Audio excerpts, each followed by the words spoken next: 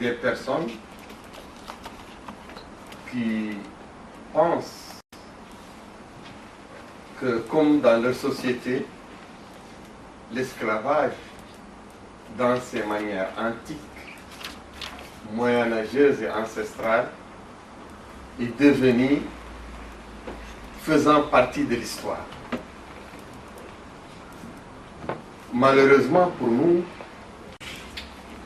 en Mauritanie, mais pas seulement en Mauritanie, dans tous les pays où il y a une ligne de frottement et de contact entre, d'une part, les populations arabes, berbères ou touaregs, et d'autre part, les populations subsahariennes, noires africaines. Dans toutes ces contrées, il y a les survivances de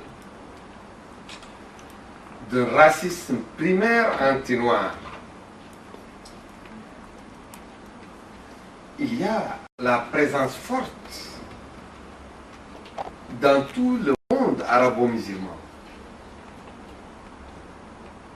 En prenant de la Mauritanie, sur les côtes de l'Atlantique, en passant par l'Afrique du Nord, le Moyen-Orient, le Golfe, et ainsi de suite jusqu'au fin fond de l'Inde, dans tout ce monde arabo-musulman, la perception de l'homme noir telle qu'elle existait il y a plusieurs siècles est toujours la même. Elle n'a pas été revisitée à l'occasion de l'éclosion des idées anticolonialistes, des idées des Lumières, des idées anti-impérialistes, des idées démocratiques, des idées des droits de l'homme. En Mauritanie, en Tunisie, au Maroc, en Algérie, en Libye, en Égypte, dans les pays du Golfe, le Moyen-Orient, en Inde. Le noir est synonyme d'esclave dans les cultures de ces peuples arabo-musulmans. Et malheureusement, les pères de l'indépendance africaine, les pères des luttes anticolonialistes en Afrique, les pères des luttes anti-esclavagistes en Amérique du Nord et dans les Caraïbes, selon l'élite afro-américaine, toutes ces élites ont préféré se focaliser sur une seule traite des Noirs, alors que les Noirs ont subi 3 traites. La première traite, c'est la traite interne en Afrique. Il y a des Africains qui réduisaient en esclavage d'autres Africains. C'est une traite interne qui a été meurtrière dans la période précoloniale en Afrique. Il y a aussi la traite arabo-musulmane, la traite orientale, qui a aussi saigné l'Afrique, que la traite atlantique. Et cette traite continue jusqu'à nos jours sous d'autres formes. Et il y a aussi, comme vous le savez, la traite la plus connue, c'est la traite atlantique. La traite que l'homme blanc a orchestrée à partir de l'Europe et de l'Amérique. La traite triangulaire. Les pères fondateurs de toutes les luttes anti-apartheid, toutes les luttes anticolonialistes, toutes les luttes anti-esclavagistes, parmi l'Afrique, se sont focalisés seulement sur les méfaits de l'homme blanc. Ils ont opté pour une solidarité tiers-mondiste, continentale et confessionnelle, pour obtenir le maximum de force à utiliser dans la dénonciation de l'homme blanc, source de tous les malheurs, source du colonialisme, source de l'esclavagisme et source de l'apartheid. Or, nous, la diaspora noire au sein du monde arabo-musulman, dont les Haratin de Mauritanie, dont je fais partie et dont sont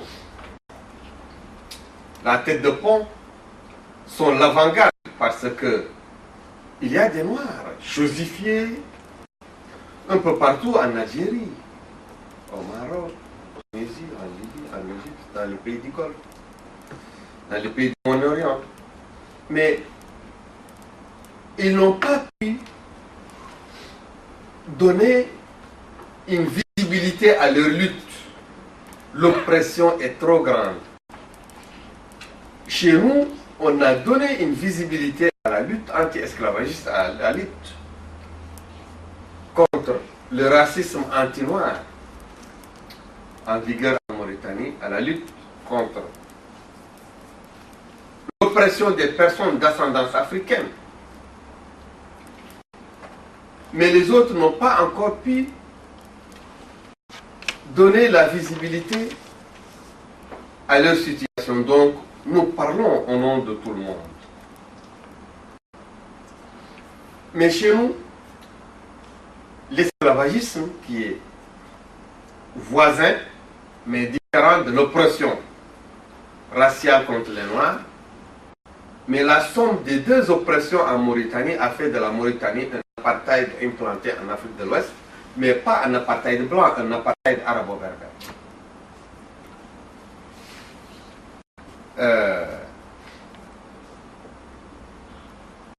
L'esclavage, chez nous, n'est pas un esclavage conjoncturel qui est arrivé à un immigré africain ou asiatique ou sud-américain qui est venu en Hollande, en Grande-Bretagne ou en France, qui n'a pas de papier et qui est exploité par des personnes véreuses.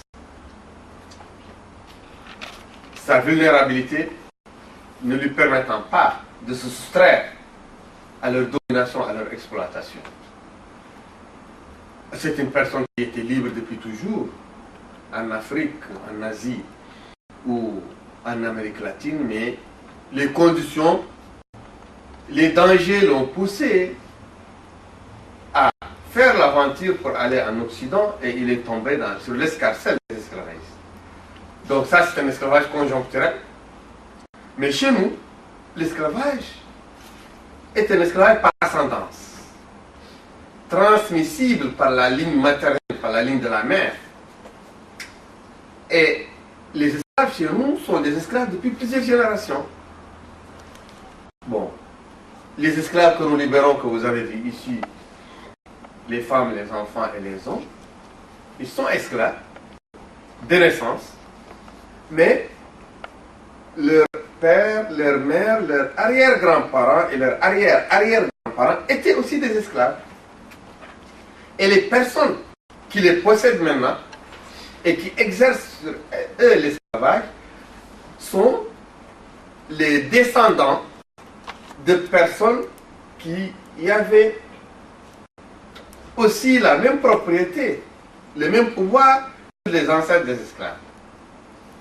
Donc, si je suis ton esclave, c'est que ton père ou ta mère était aussi le maître de ma mère, ou de mon père, ou de mon père. Cet esclavage est codifié chez nous par des livres de jurisprudence dite islamique que chez nous en Mauritanie les érudits appellent les rites malékites. Chez nous, les codes d'esclavage de chez nous que l'Europe et l'Amérique ont abolis depuis des siècles sont chez nous rattachés à l'une des 4 grandes écoles juridiques de l'islam, l'école malékite, qui a été inventé par Malik ibn Anas, qui est mort en 90 de l'Hégire. Donc, il est mort à peu près 80 années après la mort du prophète Mohammed. Ces codes sont placés au sein de la constitution mauritanienne comme étant la seule version valable de la charia islamique, de la loi de Dieu, dans la constitution mauritanienne, la République islamique. Et ces codes aussi sont utilisés pour la formation des juges, des officiers de police judiciaire, des imams et des érudits dans notre pays.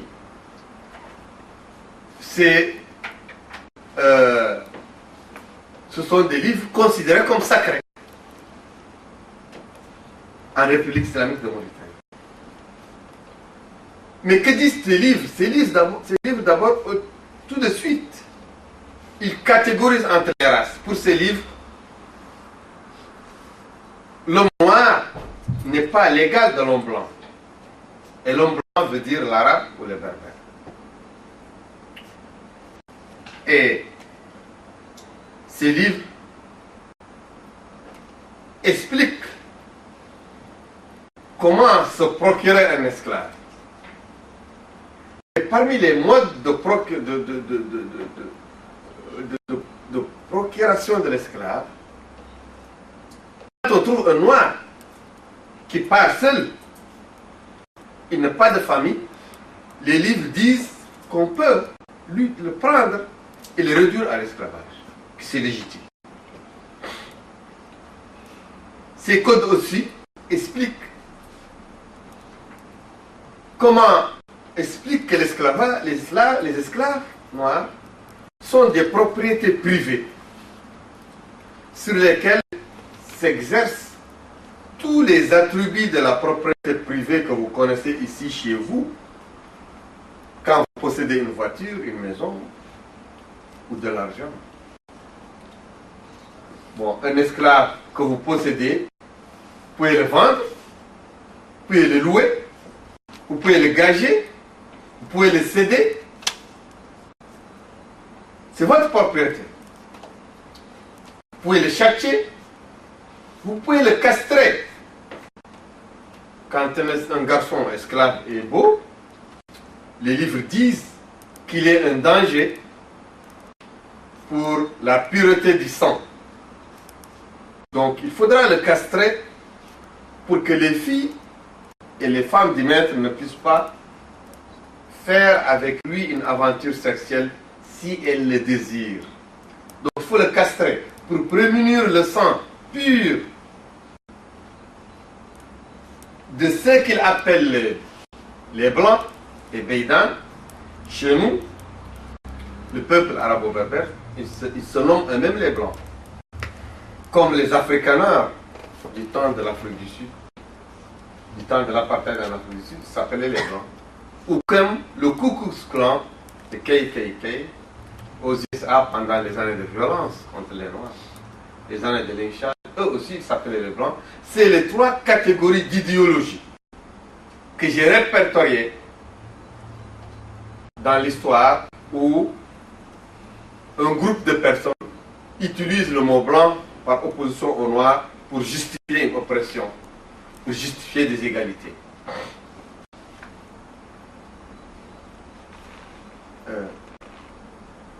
Aussi, les livres parlent beaucoup de transactions qui a pour objet les esclaves. Comment vendre un esclave ou une esclave? Comment vendre une partie de l'esclave? L'esclavage est héréditaire, c'est pourquoi des héritiers parfois héritent une seule esclave ou un seul esclave. Bon, 3 hommes et 2 femmes, chacun d'eux a une partie de cet esclave. Et en général, l'année est partagée entre les héréditaires. cet esclave va passer 2 mois ici, 45 jours ici, 3 mois ici, selon la part de chacun des frères dans l'héritage. Mais aussi, les livres parlent de comment, quand on voit une esclave qui est enceinte, le fœtus, et pour qui? Est-ce que c'est pour celui qui achète ou celui qui vend? Les fœtus esclaves aussi, dans les livres esclavagistes en Mauritanie, dans les codes noirs, sont objets de transaction. Et la femme esclave a un rôle particulier parce que c'est elle qui pérennise, c'est elle qui reproduit les cheptels humains des esclaves. Et c'est très bien vu qu'on donne comme cadeau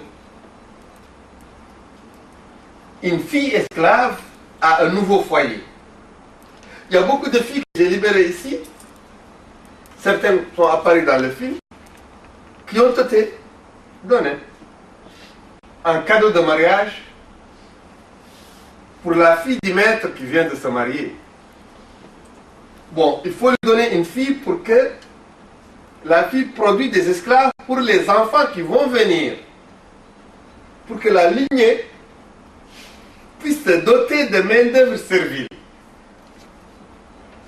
Ceci est très ancré parce que au sein de la communauté arabo-berbère, il est dégradant et source de déchéance, de dégradation, qu'un homme, mais surtout une femme, travaille avec la main.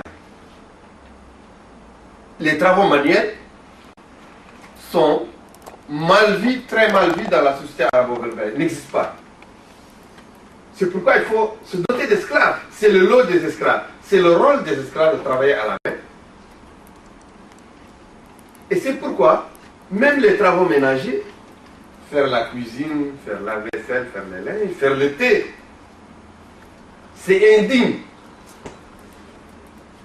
d'une fille ou d'une femme arabo-berbère de le faire. Et c'est dégradant pour l'homme qui la marie. Les gens vont raconter, sa femme, elle travaille. Je ne sais pas, dans vos valeurs, c'est dans le système de valeurs, le code d'honneur. La vraie valeur, c'est quand quelqu'un ne touche rien avec sa main, ne travaille pas avec sa main. Surtout une femme. Et c'est pourquoi il faut avoir des esclaves, reproduire des esclaves. Et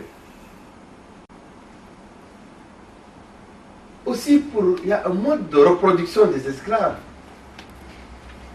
C'est que dans le code d'esclavage de chez nous, la femme esclave, comme l'homme esclave, sont la propriété du maître, mais la femme esclave, son corps est la propriété. Et la propriété de son maître. Donc, les livres stipulent, les articles du Code noir en Mauritanie, le Code d'esclavage, disent qu'un maître, il a le droit de disposer, d'utiliser sexuellement toutes les femmes qui sont ses esclaves. Abstraction faite de leur nombre. Même si c'est le nombre, c'est 1 million, 2 millions, il a le droit de les utiliser tous. Abstraction faite de leur nombre, de leur âge, à n'importe quel âge, il a le droit d'utiliser. 6 ans, 7 ans, 8 ans, 10 ans, 50 ans, 40 ans, c'est son droit, il prend quand il veut.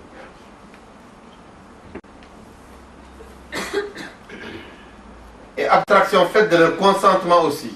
Donc, on n'a pas à demander son avis. Bon.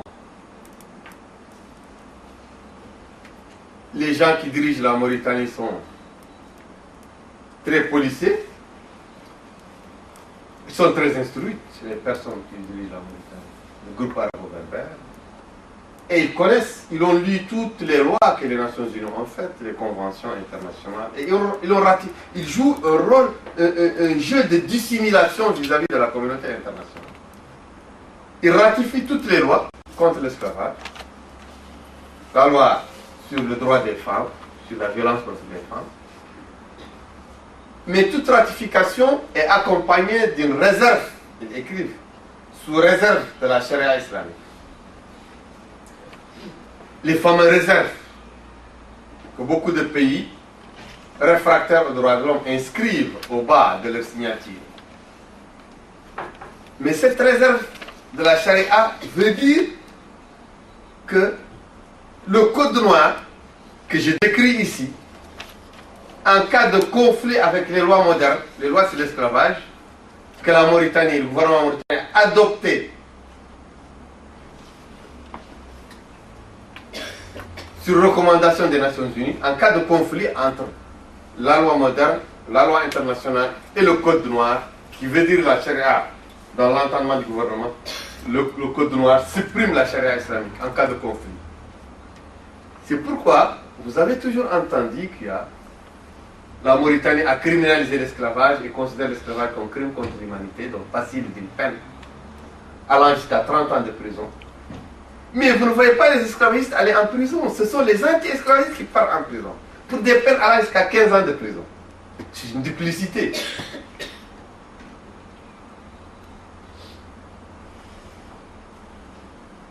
Et c'est dans ce combat que nous nous inscrivons, moi et bien d'autres, moi en tant que descendant d'esclaves, en tant que personne qui a vécu avec l'esclavage, qui a vu l'esclavage, et aussi en tant que personne assermentée depuis l'âge de 8 ans, quand j'ai promis à mon père que je m'érigerai toute ma vie contre l'esclavage, parce que c'est son vœu le plus cher, lui qui a une histoire particulière avec l'esclavage. Je vous remercie.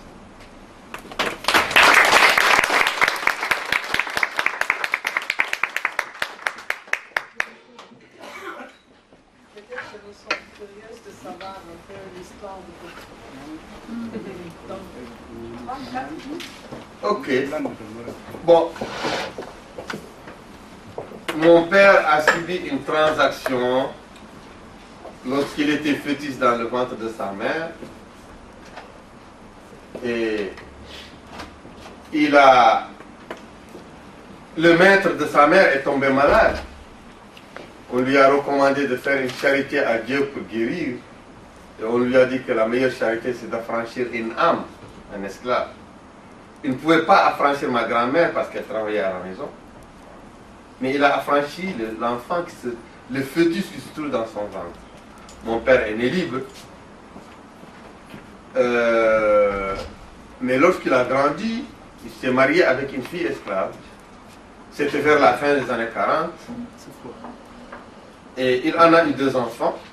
Mais il a voulu amener son épouse et ses enfants avec lui au Sénégal, à Dakar, parce que en ce moment, Dakar était une ville faite par les Français. Il y avait le mieux-être. Et non, mais sa femme et ses enfants ont été vendus. Et le juge musulman l'a débouté. Mais aussi le commandant français. Et lorsque moi j'ai eu l'âge de 8 ans, j'étais à l'école, il m'a mis à l'école. Et un jour, il y avait un esclave que je connais, il est à côté de nous, il s'appelle Mohamed, un esclave d'une famille arabo-berbère. Il est venu, il avait faim, il était mal habillé. Ma mère lui a donné à manger, il lui a donné des habits, il a mangé, il s'est rassasié, il s'est endormi. Après, son maître est venu avec un gourdin, le chercher, il a commencé à le battre violemment. Et lui, il ne se défendait pas. Et son maître l'a amené. Lui, il était fort, son maître était faible, mais il ne s'est pas défendu, il s'est soumis. Il l'a suivi. Et moi, j'ai posé la question à ma mère, mais j'ai dit, pourquoi Mohamed ne se défend pas? Mohamed, c'est l'esclave. Face à terre, terre, c'est le maître. Elle m'a dit, il est enchaîné, mais j'ai dit, comment il est enchaîné? Je ne vois pas de chaînes ni dans ses mains ni dans ses pieds. Elle a dit, ce sont des chaînes idéologiques et religieuses. Parce que les érudits, l'église musulmane de chez nous, c'est ma mère qui parle, elle enseigne aux esclaves qu'ils doivent se soumettre à leur maître, sinon Dieu va les brûler dans l'enfer éternel. Et la société est contre tout esclave qui se rebelle contre Dieu. Donc, qui se rebelle contre les maîtres, se rebellent contre Dieu. Ils ont peur de la sanction de la société, mais ils ont aussi peur de la sanction de Dieu. Parce que la société assimile leur rébellion à une apostasie, à une sortie de l'islam. Et elle m'a dit, c'est pourquoi il se soumit. Et mon père qui était à côté, il m'a pris, il m'a tiré. Il m'a dit, tu sais pourquoi je t'ai mis à l'école? J'ai dit, mais non. Il m'a dit, je t'ai mis à l'école. Et il m'a raconté son histoire avec l'esclavage. Que sa mère était vendue plusieurs fois comme esclave. Et que lui, il est né libre parce que son maître voulait guérir une maladie. Et qu'il s'est marié avec une fille esclave, il en a eu 2 enfants, et que son épouse et ses 2 enfants ont été vendus. Et que lui-même a résisté matériellement et mentalement contre l'esclavage durant toute sa vie, mais qu'il n'a jamais pu développer des connaissances, c'est-à-dire il n'a jamais étudié, appris, pour qu'il puisse développer une résistance idéologique, une lutte idéologique, intellectuelle contre l'esclavage. Et il m'a mis à l'école pour développer cette lutte. Il pensait que les gens en ont besoin, parce que les marabouts qui détiennent les livres, le savoir musulman, continuent à légitimer l'esclavage. Voilà.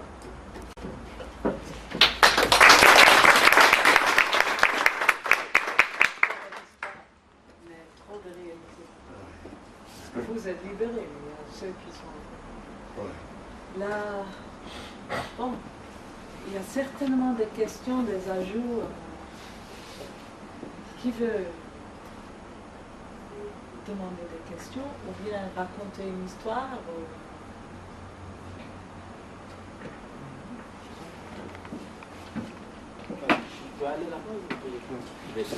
Vous voulez poser une question? Je voulais demander à monsieur. Bon, vous pouvez faire ça, mais en autre fois.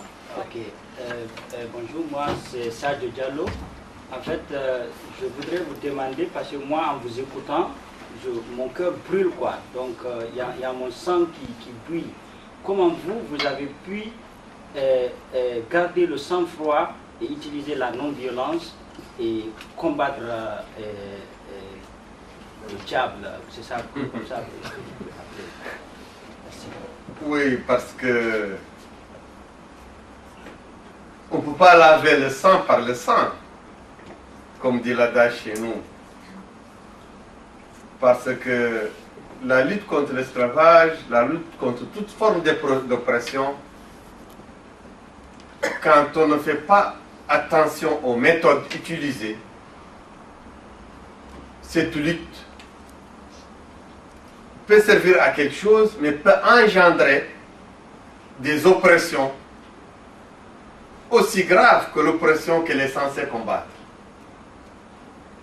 C'est pourquoi moi, je ne reconnais aucune valeur à la violence. Je ne reconnais aucune utilité à la violence. Et je pense que ceux qui pratiquent l'esclavage, autant que les esclaves qui ne sont pas libres, eux aussi, les esclavagistes ont aussi besoin d'être libérés. Et étant donné que moi je ne reconnais pas la violence libératrice dont parlent les révolutionnaires,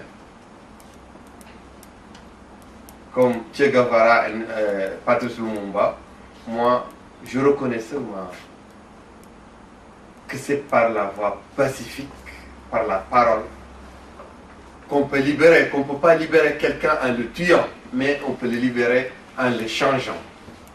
Et on le change à travers les mots et à travers l'attitude. Mais je reconnais avec toi que c'est très douloureux et que souvent je suis gagné par le sentiment d'impuissance quand je veux dormir la nuit. Mais quand le matin je me réveille et je prends mon bain, je reprends encore toutes mes facultés d'espoir qu'on pourra atteindre le but par la parole et par les mots.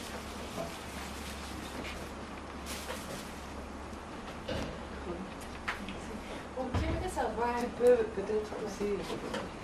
j'aimerais savoir si, au niveau politique, au niveau de gouvernance nationale, est-ce qu'il y a une volonté de changer la situation? Est-ce que vous sentez qu'il y a la volonté parmi les politiciens, par exemple, les Mauritaniens, de Mauritanie, de changer des choses? Est-ce que la voix des esclaves et des ex-esclaves est entendue au niveau du politique?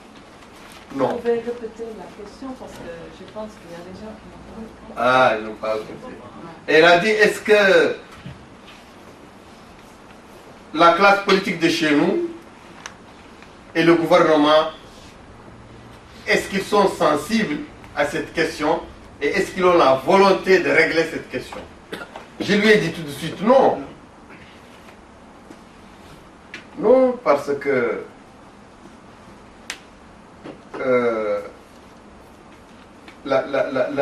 l'esclavage, parce que pour moi, pour vous, c'est un problème.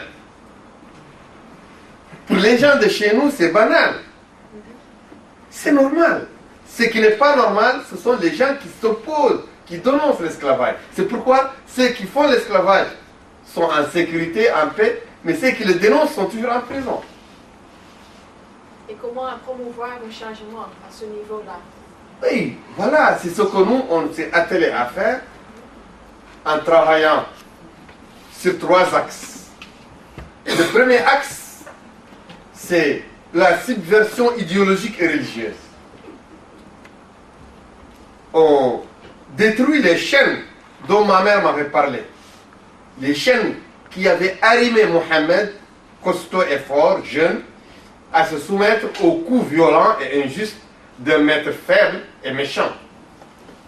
Lâche aussi. Il faut détruire ces chaînes. Et dans cette œuvre de subversion idéologique, nous avons utilisé un discours, une démarche, c'est ouvrir une guerre totale et frontale avec le clergé de la société qui dirige la société. Et cette bataille, elle s'est déroulée depuis plusieurs années et nous l'avons remportée. Et parmi les points forts de cette bataille, c'est l'incinération volontaire, publique et symbolique de ces livres qu'utilisent ces clergés et qui font leur force. La destruction des livres a créé un déclic au sein des communautés d'esclaves et d'anciens esclaves, a créé une rébellion contre ce qu'ils appellent le rite malékite chez eux. Et voilà, il y a maintenant une soustraction totale des populations à ce jour. Seule maintenant la violence de la police, de l'État, qui interdit notre organisation, qui interdit nos rassemblements, qui interdit nos discours à la télévision, à la radio, c'est ça qui permet à l'ancien modèle idéologique de se maintenir. Parce que nous, on nous efface.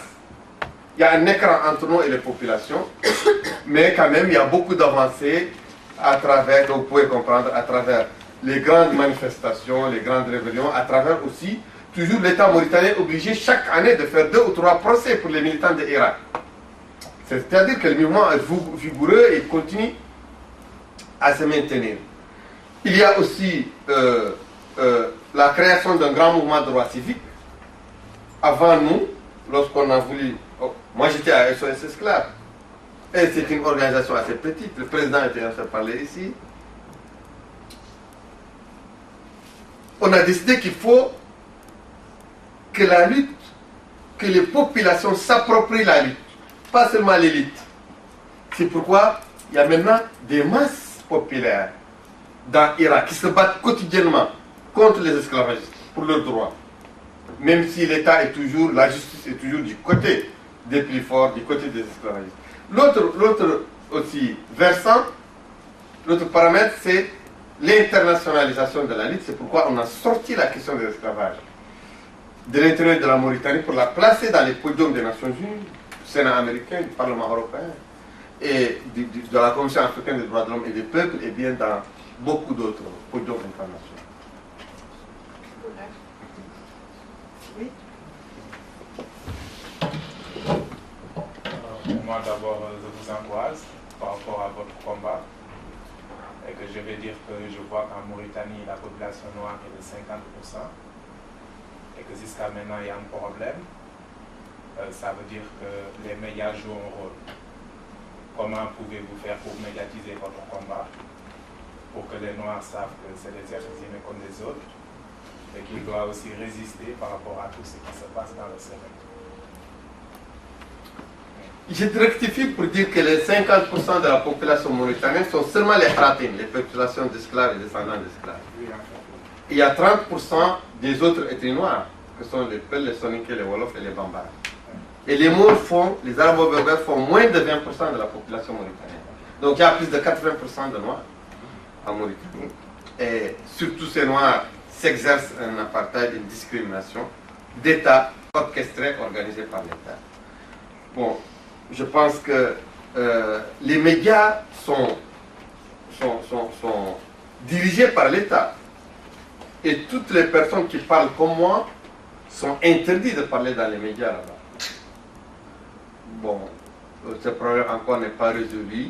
Nos moyens de communication restent toujours des moyens très, très limités. Parce que j'ai compris que s'il n'y a pas les médias qu'il faut, donc ça ne va pas être facile en fait.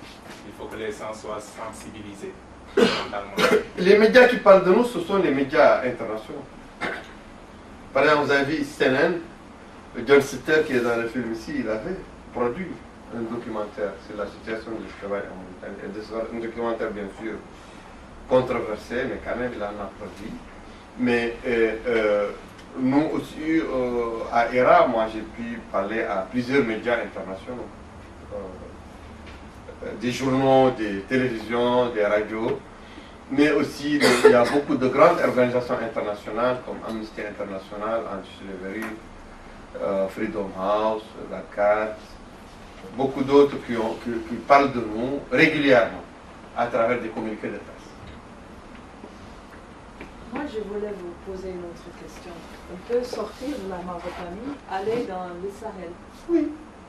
Dans des sociétés où l'hiérarchie est très commune. Une hiérarchie qui définit en fait les gens comme moins que les autres, n'est-ce pas? Où les gens se sentent marginalisés. Peut-être pas économiquement, mais sur le plan social. En fait, c'est ça le cœur de l'esclavage. Maintenant, avec la médiatisation de notre monde, Internet, médias sociaux, etc., qui est quand même accessible à beaucoup de gens, aussi aux forces de l'extérieur qui amènent les idéologies, ainsi que ces gens marginaux, on peut dire, bon, c'est peut-être pas le bon mot, mais ils ont accès à travers de ces médias à une autre connaissance d'eux-mêmes. Eux aussi, ils trouvent peut-être votre speech sur leur téléphone. Donc il y a une conscience qu'est-ce qu'ils sont. Mais ils se sentent tellement mis à côté de leurs états qu'ils se trouvent maintenant à la recherche, à la quête d'une autre idéologie, d'être humain, de redéfinir leur identité. Mamadou Sy a déjà mentionné dans une phrase que peut-être il y a cette force qui vient de l'extérieur, le djihadisme, Al-Qaïda, des forces qui sont maintenant quand même présentes dans toute la zone où il y a aussi l'esclavage. Est-ce que ces groupes, en cherchant leur identité, sont aussi un groupe qui se sentent attirés par ces autres idéologies? Non, moi je vois que le djihadisme est venu au secours des groupes dominants esclavagistes qui sont mis en difficulté par des mouvements comme le nôtre, par des idéologies comme le nôtre, par les idéologies gagnées à la liberté, à l'égalité, les idéologies universalistes, que les djihadistes et les esclavagistes considèrent comme des idées venant de chrétiens et de juifs ennemis de l'islam. Par exemple, quand un ministre du gouvernement mauritanien parle de moi, il ne dit pas que je suis un militant anti-esclavagiste. Non, il dit que je suis un ennemi de l'islam. Il ne dit pas que je suis allié aux organisations des droits de l'homme. Il dit que je suis, non, il dit que je suis allié à l'Occident chrétien croisé. Il ne dit pas que je suis avec l'international des faibles, des dominés de par le monde. Non, il dit que je suis une 5e colonne des juifs qui veulent m'utiliser comme un cheval de Troie pour éventrer la société musulmane de l'intérieur et la détruire. On pense que les esclavagistes et les pouvoirs esclavagistes, les pouvoirs des groupes dominants dans les sociétés d'Israël ont pour meilleur allié Al-Qaïda, Boko Haram et Daesh. C'est pourquoi lorsque le mouvement anti-esclavagiste était très fort en Mauritanie, Aziz a fait des alliances avec les djihadistes qui sont devenus dans son pouvoir, des membres de son pouvoir. Et c'est pourquoi il a contre nous, il utilise l'islam contre nous. Pour nous combattre, lui, il utilise l'islam obscurantiste comme l'islam de Daesh. Parce que lorsqu'on a incinéré les livres, on a été accusé d'apostasie, qui est passible en Mauritanie de la peine de mort. L'apostasie, c'est le reniement de l'islam. C'est quand quelqu'un quitte l'islam. Il est apostat. Et lui, Aziz, dans son combat contre nous, il a repris cette accusation qui était tombée en désuétude depuis des siècles. Ça ne marchait pas. Personne, aucun dirigeant musulman ne l'utilisait, mais lui, il l'a utilisé contre les anti-esclavagistes. Bon. Je pense que les esclavagistes assimilent l'esclavagisme à l'islam.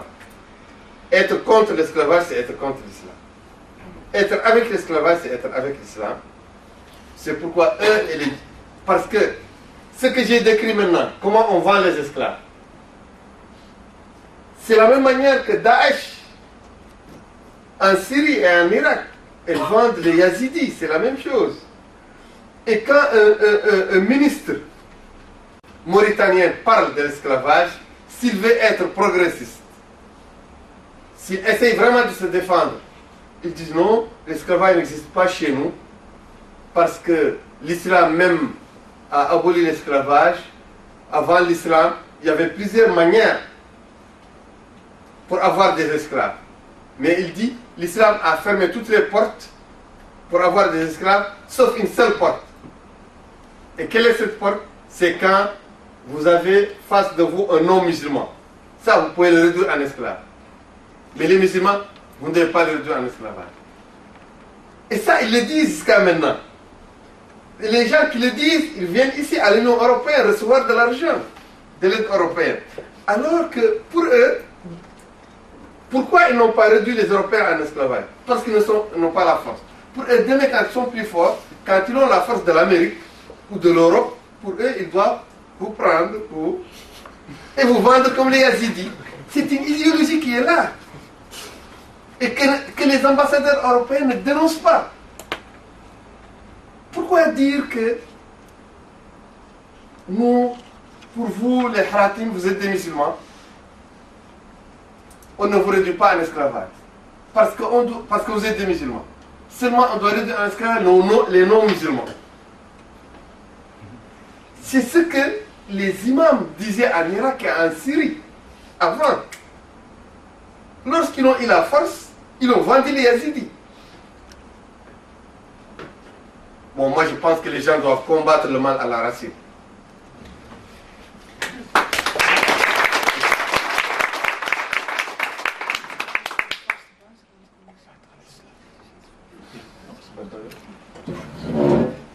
Qu'est-ce qui se passe que une maître et une esclavage ont des enfants ensemble?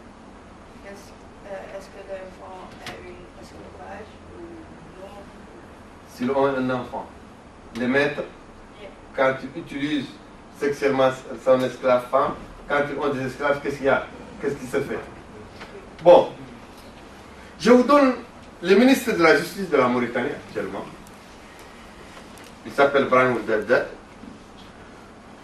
Il est très très très méchant contre les anti-esclavagistes.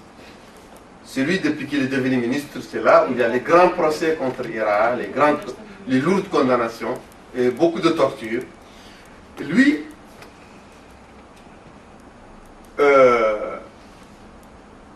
il est né d'une femme esclave. Et lorsqu'il est né d'une femme esclave, cette femme a été vendue. Parce que l'épouse du maître de cet esclave lui a dit de vendre cette femme, qu'il ne veut plus la voir. Lui, il a vendu la femme, et la femme est partie avec son enfant. Elle a été mariée par quelqu'un qui travaille simplement comme un chauffeur dans la ville de Rosso, comme un conducteur. Mais la ville de Rosso est une ville assez libérale. Ce n'est pas une ville arabo-berbère, c'est une ville noire.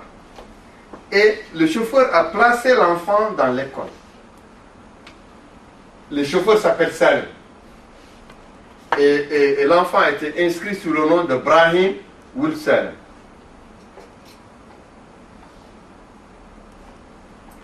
Et il a étudié, il est devenu un avocat, il s'est enrichi. La rumeur lui a dit, toi tu n'es pas le fils de Salim, tu es le fils d'Abdallah Ould Dada. Abdallah Dada, c'est un grand dignitaire mauritanien. Abdallah Dada, il fut ambassadeur dans plusieurs pays, dont la France, et son père était le premier président de la République islamique de Mauritanie, Mokhtar Ould Dada. Lui, l'avocat, est allé demander à l'ambassadeur de le reconnaître comme étant son enfant. L'ambassadeur l'a insulté, l'a chassé. Mais toi, sale esclave, tu n'es pas mon enfant. Lui, il est allé porter plainte au tribunal. Il y a eu un procès célèbre. Au cours du procès, il y a eu beaucoup de témoignages concordants que lui, il est le fils du monsieur. C'est pourquoi le tribunal a rendu un jugement que lui, il est le fils d'Abdallah, que Brahim Dada n'est pas le fils de Salim, mais le fils d'Abdallah Dada. Mais son père, sur les papiers, n'a jamais accepté ce jugement.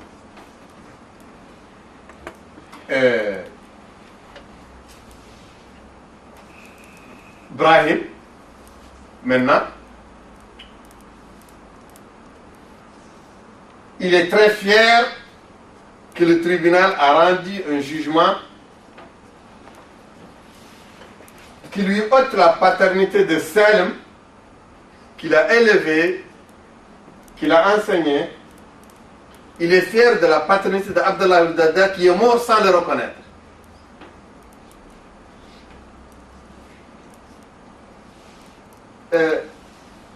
Les femmes esclaves, il est très rare qu'une femme esclave obtienne, qu'un enfant né d'une femme esclave obtient ce que lui il a obtenu, un jugement. C'est très rare. Souvent, Mbarkam Tessatin, qui a été ici dans ce film que nous avons libéré en 2011, elle avait 3 enfants. Mais elle disait qu'elle ne connaît pas qui est le père de ses enfants. Elle dit quand même que son maître et son fils, les deux, il l'utilisait sexuellement à tour de rôle. Il dit quand même, mes enfants, c'est entre les deux. Mais il ne peut pas déterminer qui. Selma, qui a eu 7 enfants, qui apparaît ici dans ce film, elle a dit que son maître, ses fils, ses cousins, parfois ses employés, ses domestiques, ses chauffeurs, parfois même ses étrangers de passage, l'utilisent sexuellement. Elle a 7 enfants, mais elle ne sait pas qui est le père. Bon, c'est une situation comme ça. Mais il y a des situations exceptionnelles où le maître utilise ce qui est écrit dans le code noir et prend une ou deux de ses esclaves et les utilise comme concubines. S'il les utilise officiellement, il reconnaît les enfants. Mais la femme reste esclave. Mais il reconnaît que les enfants sont ses enfants. Et ça, c'est très rare. C'est très rare. Voilà.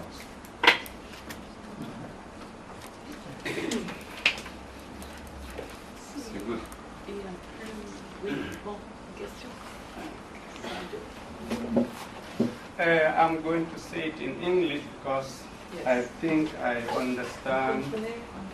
Non, mais... Yeah, Vas-y, maybe you peut-être. can translate. Ouais, ouais. That's right. Okay. Thank you very much for the talk. And my question is, would you please elaborate on the Maliki doctrine on slavery and how it is utilized in Mauritania? Because if I understand what you are talking about, they are based in their law on Islam to enslave or to continue with slavery in Mauritania. Donc d'abord, merci pour votre discours et ensuite... Explain. Could you explain what he talked about? But what you said was exactly what he explained. So it's... You understood it correctly. I understood it Yes. correctly. Yes. Okay, can you give reference please so that we can go and read more? Qu'est-ce qu'il dit? Est-ce que vous pouvez donner des références De quoi? qui expliquent l'utilisation de l'islam dans la perspective? Yeah, I'm giving him some text, Biram Barnett, some years ago. That are some books that justify slavery. Ok. So, Il a donné les références. Ok. C'est bon. C'est bon. Bon, s'il n'y a plus de questions immédiates, on peut aller au 3e étage. Parler de l'esclavisme, droit à l'école. Non, justement, tous les esclaves n'ont pas le droit au papier d'état civil ni à l'école. Voilà. Ils n'ont pas de papier d'état civil. Pas voter. Peuvent pas voter. Non. Madame? Si, si. J'ai une demande à faire.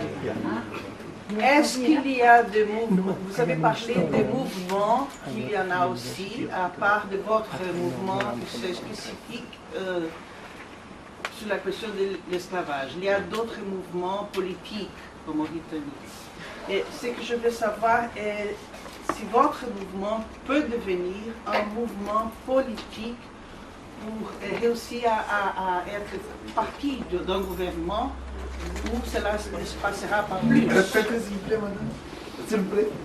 Recommencez s'il vous plaît. Et votre mouvement, c'est un mouvement, il n'est pas un parti politique, c'est un mouvement.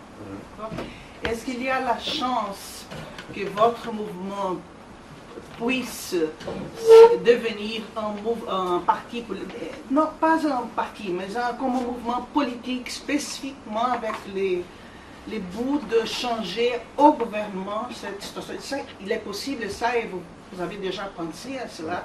Oui, on a bien pensé à ça.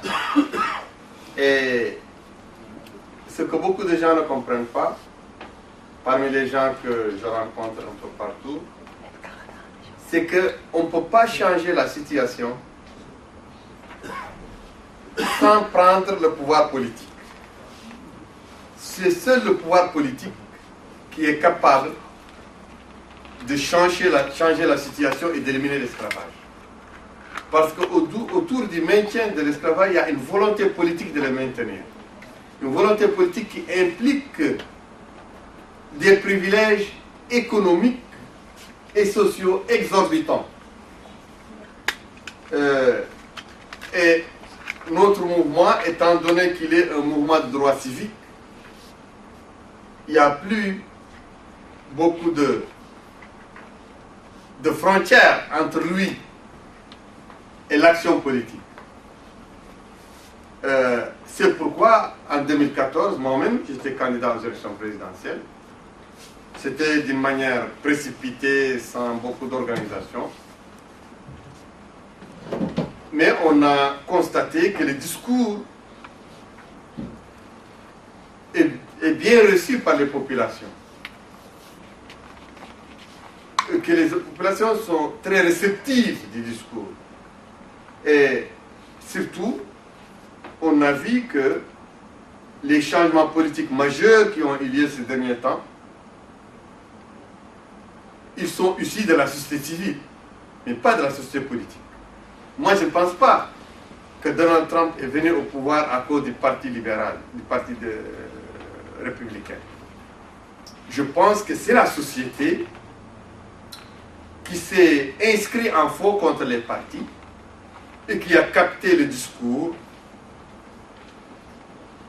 qui lui a semblé un discours qui peut servir ses intérêts.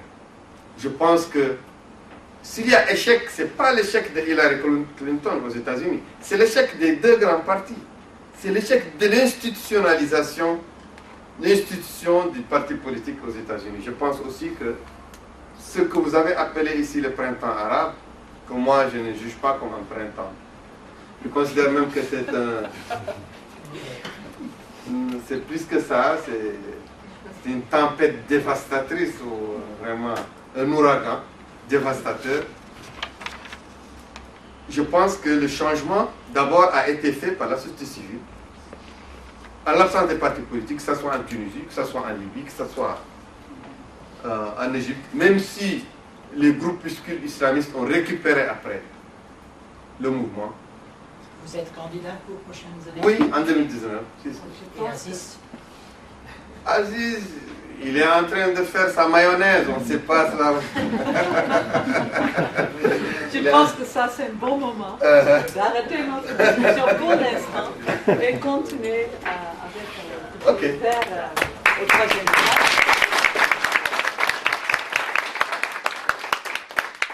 Merci à vous aussi d'être venus.